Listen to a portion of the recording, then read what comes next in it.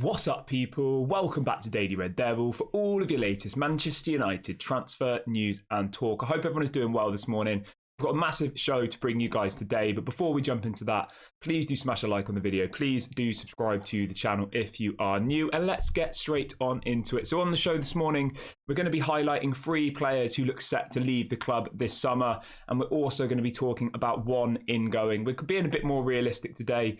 It looks like we're going to have to just kind of settle with what we've got at this point, which is frustrating, but we will talk about that in a minute. So we've got news on Donny van de Beek, Harry Maguire, bit of an update on Eric Bailly, Brandon Williams, Amrabat, Dean Henderson, a couple of other bits. There's also a couple of topical things that we're going to talk about, which is a little bit less transfer related. So yeah, we will jump into that in a minute. Do get in the comments section, do get in the live chat, do let me know if you're watching, as I do try and make the show as interactive as possible. Right, so let's start the show. Let's start the show with Harry Maguire. Let's just address this one from the very beginning. Obviously, we didn't do another video about this last night because, to be completely honest, I was feeling a little bit deflated after all of this news came out, and I thought, I don't really want to go live again and talk about it at that point because I was just a bit annoyed, really. I was, and you know, on this channel, I like to be positive. You know, that's my thing. But it was quite difficult to be positive after this story came out. So obviously, I'm sure you all know by now, Harry Maguire's move to West Ham is officially off. That's being reported by Fabrizio Romano, BBC, The Athletic, every single journalist you can possibly imagine are reporting this story. And it says, Harry apparently respects West Ham, but there was never an agreement on personal terms. Harry remains settled at Manchester United. He loves the club, and he believes he will get plenty of opportunities to play this season.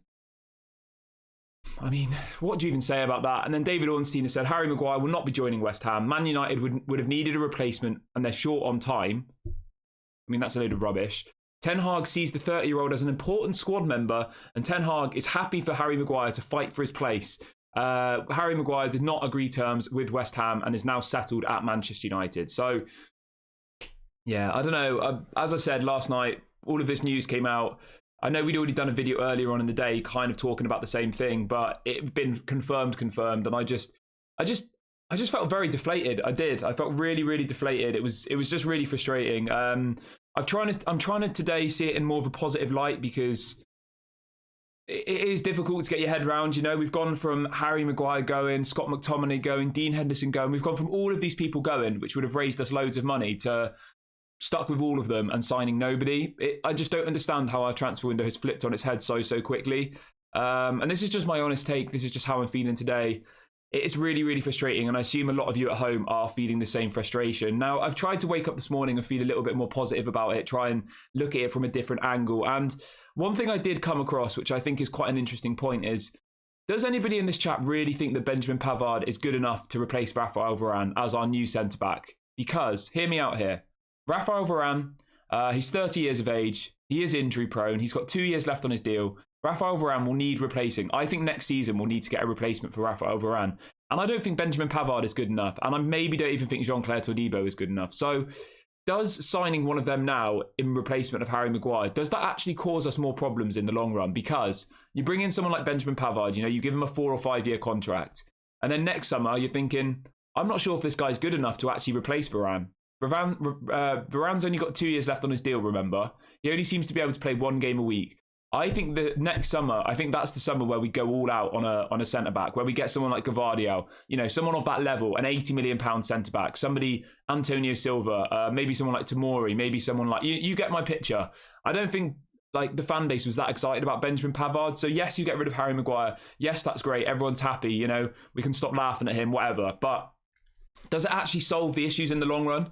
And I was thinking, like, for me, the only way I would have seen it as being a real positive is if we got rid of Harry Maguire and then we used that money for a striker. Like, all of the centre-backs that we were linked to in his place didn't really excite me that much. So that's the way I've tried to spin this into a bit of a positive. I know it's not positive. I know everybody wants him to leave the club. I know it's an absolute shambles, but that's the only little glimpse of positivity I've taken from this situation, that hopefully Manchester United next season now go and get a world-class centre-back.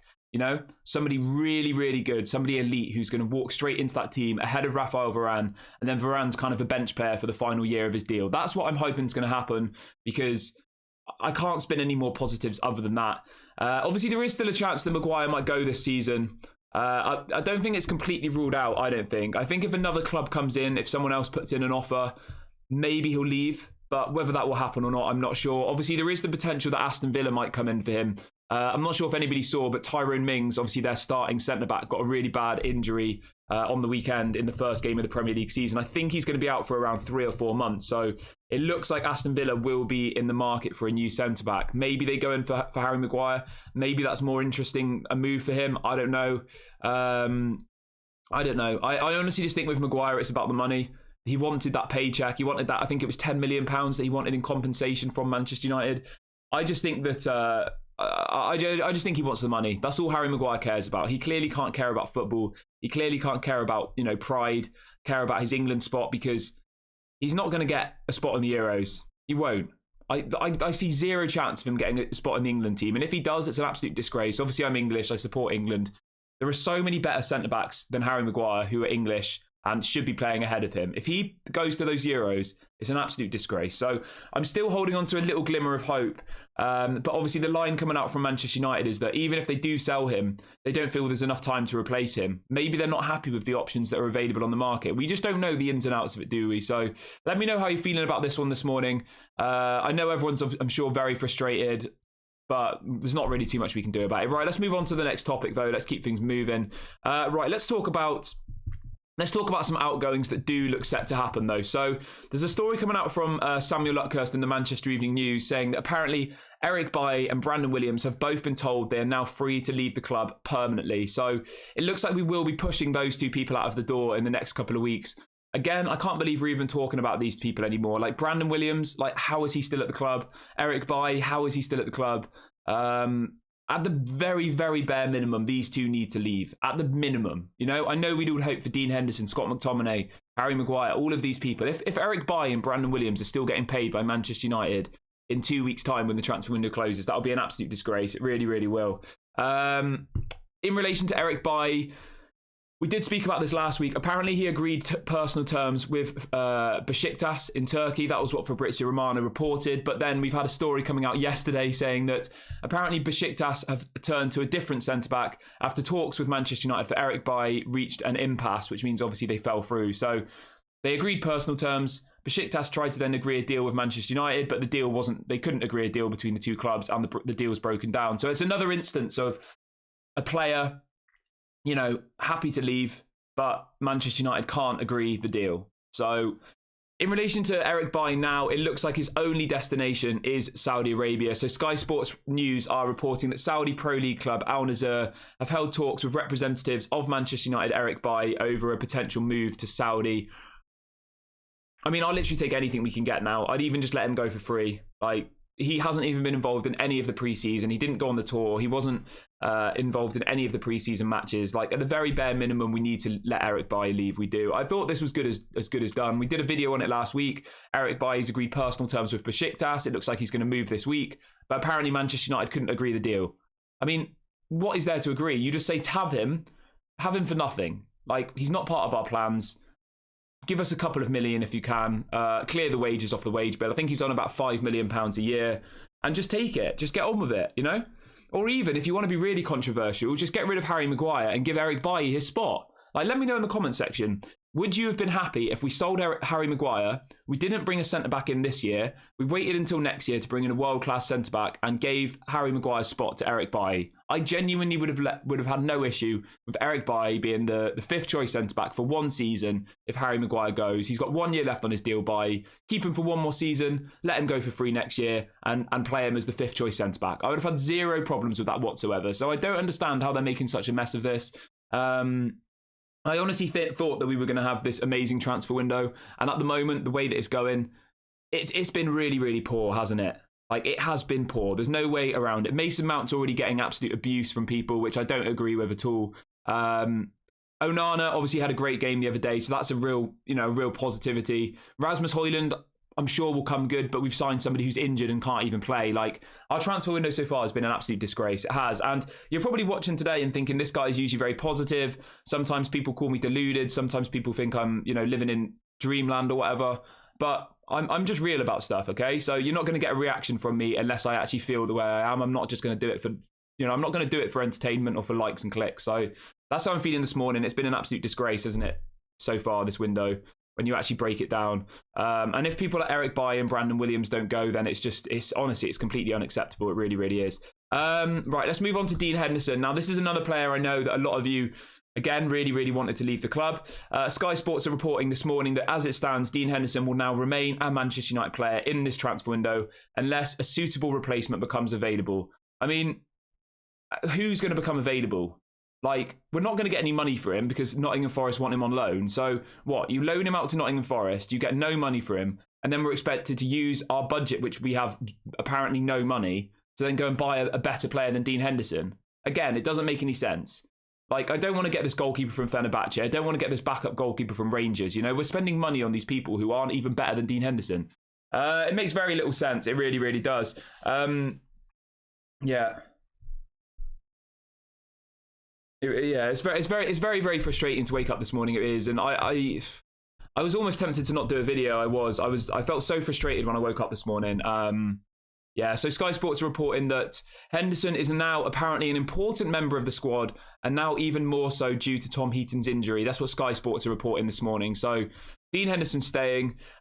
Just to add, the Nottingham Forest assistant manager was at the game against Wolves on Monday, and apparently he was there to watch, not to watch because obviously he didn't play. He was there to speak to John Murtagh about the possibility of signing Dean Henderson. But as I said, I just don't see why Manchester United would do that now. We're on such a tight budget, apparently, which I don't understand why, other than the fact that the Glazers don't give us any money. We're on such a tight budget because of financial fair play. So why would we loan out Dean Henderson if that means we then got to spend the budget we don't have on a goalkeeper? Like, it makes zero sense.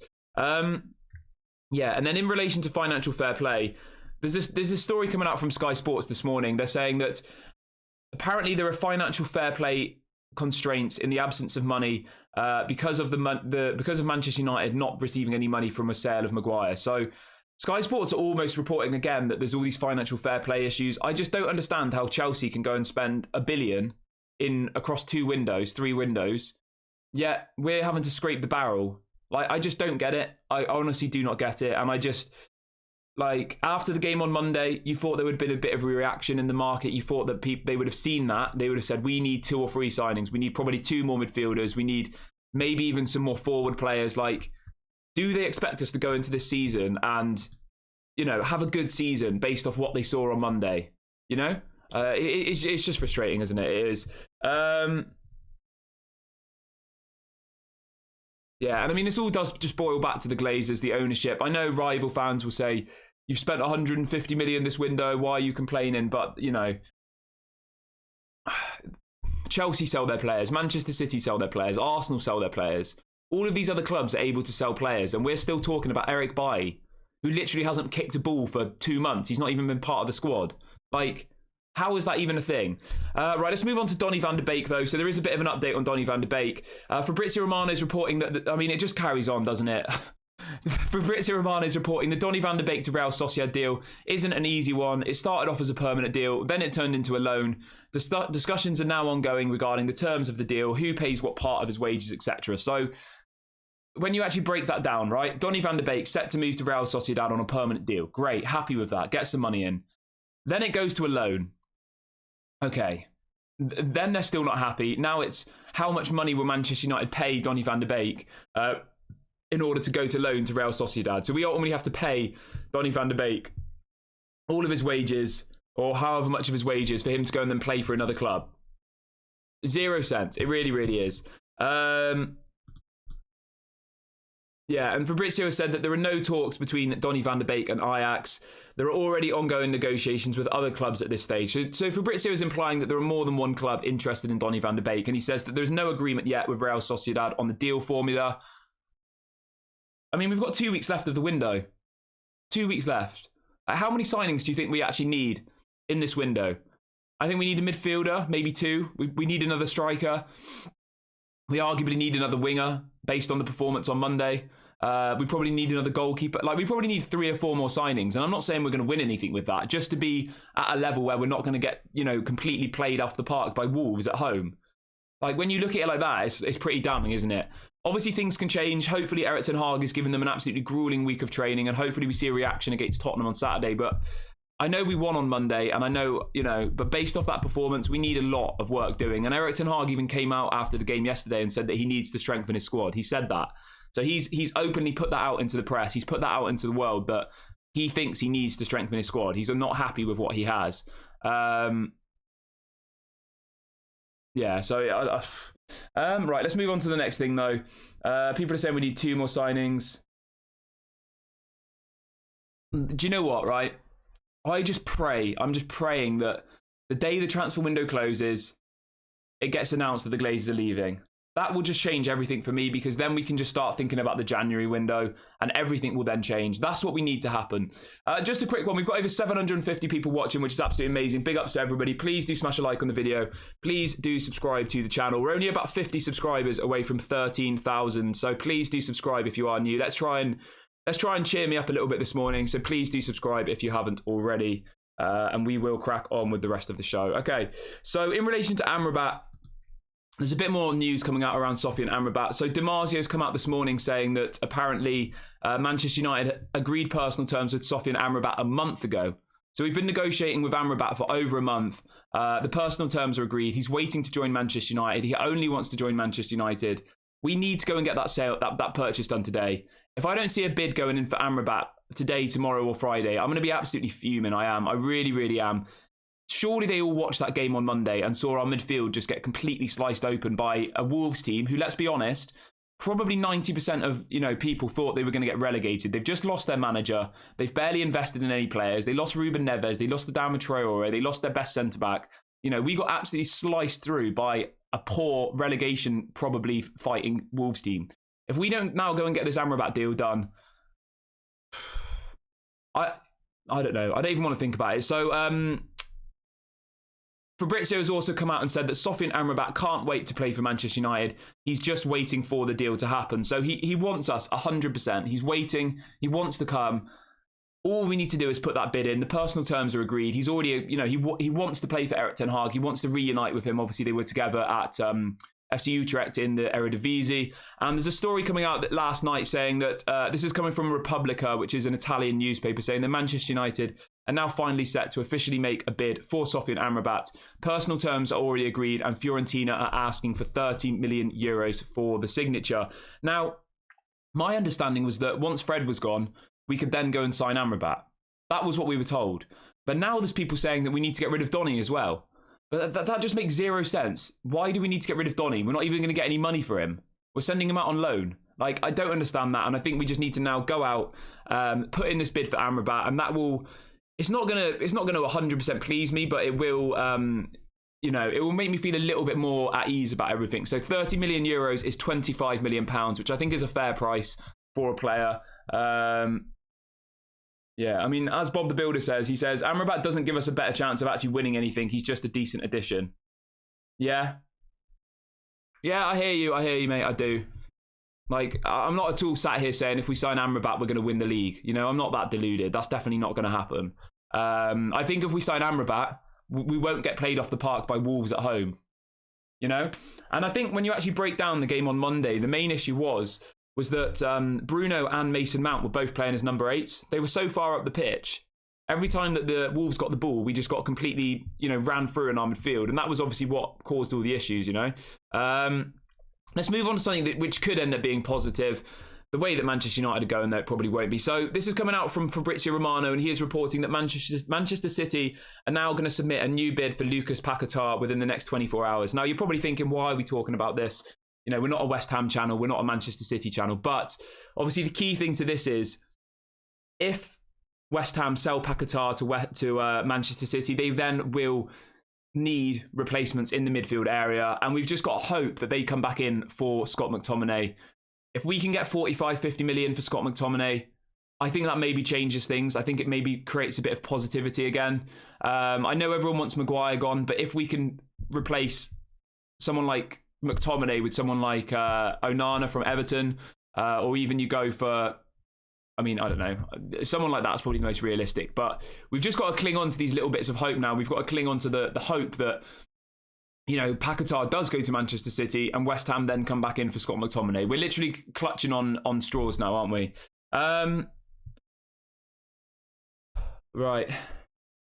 There was one thing I wanted to talk about really, really quickly. Now, I'm not sure if any of you saw this, but TalkSport put out a tweet yesterday, and it was this. It said, Mason Mount's Premier League debut for Manchester United, and they said 0 goals, 0 assists, 0 chances, 0 crosses, 0 tackles won, 0 everything. Ultimately, they're implying he did absolutely nothing.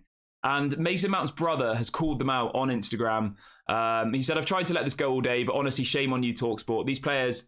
These people get enough abuse without you adding fuel to the fire. A reminder that blah, blah, blah. I just wanted to see what everybody thought about this type of thing. How does everybody feel? Obviously, TalkSport's TalkSport, isn't it?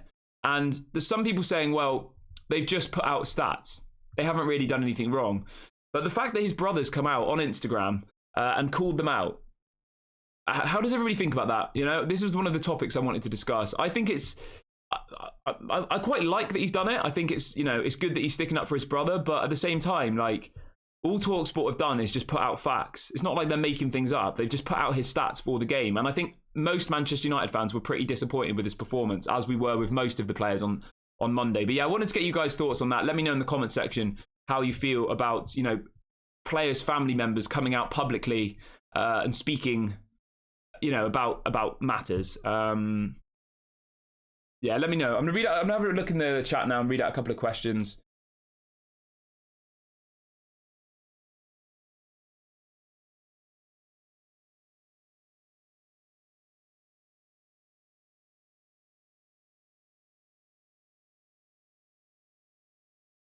Yeah, the only potential issue as well, just to clarify, with the qatar deal, apparently West Ham are now going to submit a bid for Mohamed Kudus, who I know is somebody that a lot of you in the comment section were really, really excited about, me included. So that is a potential stumbling block. If they then just go and buy Mohamed Kudus and don't go for McTominay, that could just cause a lot of issues, couldn't it?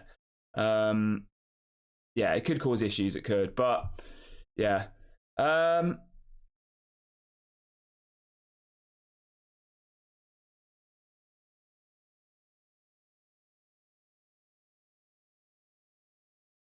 Yeah, I mean, the game on Monday was just a massive indication of how badly we need to bring back Kobe Mainoo. Like, he would have definitely been better in that team. The fact that we're having to rely on somebody who's barely even played any games for Manchester United just kind of sums it up a little bit, doesn't it? Like, we need him back desperately. We really, really do. Like, he would have helped solidify that team on Monday. So hopefully he comes back. Apparently he's going to be back within, I think, mid-September. Obviously, we need Rasmus Højlund as well. We've spent £60+ million on him and we can't even use him. So hopefully he's back soon. Apparently he's going to be back for the Arsenal game. But if you're being critical about it, like, did we really even create that many chances on Monday? Like, that Rasmus Højlund would have scored? I'm not too sure. Somebody in the chat says, I have a funny feeling that the Glazers don't want to give us any more money. Yeah, fair enough. Someone says, should our transfer started with Amrabat, Onana, Kudus, Pavard, Todibo, and lastly Mount? Look, I'm not going to sit here and slag off Mason Mount. Like, Erik ten Hag signed him for a reason. We're not the manager. We're just fans who talk about football. Obviously, let's see what Erik ten Hag's plan is for him. Obviously, the first game of the season didn't go well for anybody, so it's you know, we shouldn't be isolating one player like TalkSport have done. You don't see TalkSport doing this to Enzo Fernandez. You don't see them doing it to McAllister. All of those players didn't score, they didn't assist, but yeah, they don't get, you know, the abuse that Mason Mount's got. Yeah, I just think that we really, really need to see Jadon Sancho on Saturday. That's my priority here. But yeah, right. I'm gonna keep this one short today, guys, because we've kind of gone through all of the news that I had planned to discuss, and I don't want to dwell on things too much, because ultimately the state of affairs at the moment is a little bit down, isn't it? So I'm going to wrap the video up here. Thank you so much to everybody who has watched this morning. We will, of course, be back later on today, and hopefully there's some more positive news to bring you. Hopefully this Amrabat bid goes in. But please do smash a like on the video on your way out. Please do subscribe to the channel if you are new, and I'll catch you guys later. Lots of love and peace out.